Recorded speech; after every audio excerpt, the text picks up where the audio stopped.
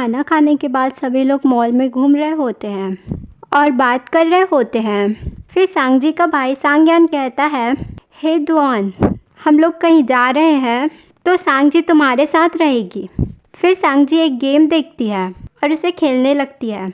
फिर दुआन सांगजी से कहता है, क्या मैं तुम्हारी मदद करूं? वो ये देखकर खुश हो जाती है। फिर हमें पास्ट क्लिप दिखाया जाता है जिसमें सांगजी दुआन से कहती है, ये लो तुम्हारे लिए चॉकलेट, तुम मेरे भाई से ज़्यादा अच्छे हो। तो दुआन कहता है, रुको मैं अभी उसे बताता हूँ। फिर सांगजी उसे ऐसा करने से मना करती है और कहती है, आप जाओ, मैं अकेले चली जाऊँगी। फिर दुआन उसे रोकता है और कहता है, मेरे साथ चलो। फिर हमें दिखाया जाता है सांगजी की फ्रेंड उसे एक कैफ़े में ले जा रही होती है। फिर जब वो लोग अंदर घुसते हैं तो देखते हैं कि दुआन भी उसी कैफ़े में काम करता है।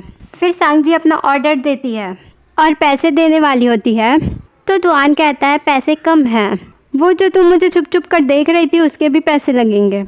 और जब पैसे दे रही होती है तो दुआन कहता है, तुम रहने दो, इसके पैसे मैं दे दूँगा। फिर वो लोग खाने चले जाते हैं। फिर कैफ़े का मैनेजर आकर दुआन से कहता है, तुमने जो एडवांस पैसे मांगे थे मैं वो तुम्हें दे दूँगा।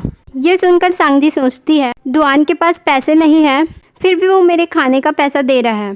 फिर वहाँ पर सांगजी के फ्रेंड्स फुजांगसू आते हैं। वो दुआन से हेलो कहता है और सांगजी से पूछता है, तुम्हारा भाई यहाँ काम करता है क्या, तुम लोग अमीर नहीं हो? तो सांगजी कहती है, तुम अपने काम से ये मतलब रखो। फिर वो लोग फुजांगसू के बर्थडे में जा रहे होते हैं। फिर दुआन सांगजी से कहता है, जल्दी वापस आ जाना। फिर सांगजी जा रही होती है और अंदर वापस आकर बोलती है, तुम्हारे पास पैसे नहीं है, फिर भी तुम मेरे खाने के पैसे क्यों दे रहे हो? तो दुआन कहता है, तुम्हारे खाने के पैसे दे के मैं कंगाल नहीं हो जाऊंगा। फिर वो चली जाती है।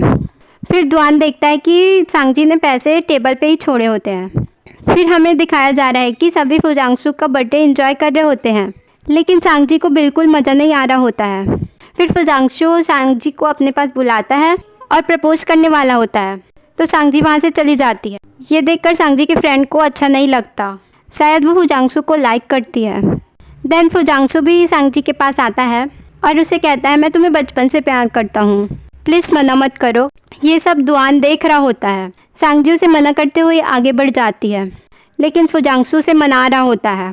फिर वहाँ पे दुआन आता है तो फुजांगसू वहाँ से चला जाता है। फिर दुआन सांगजी से कहता है, तुम इतनी छोटी और अभी से डेट कर रही हो?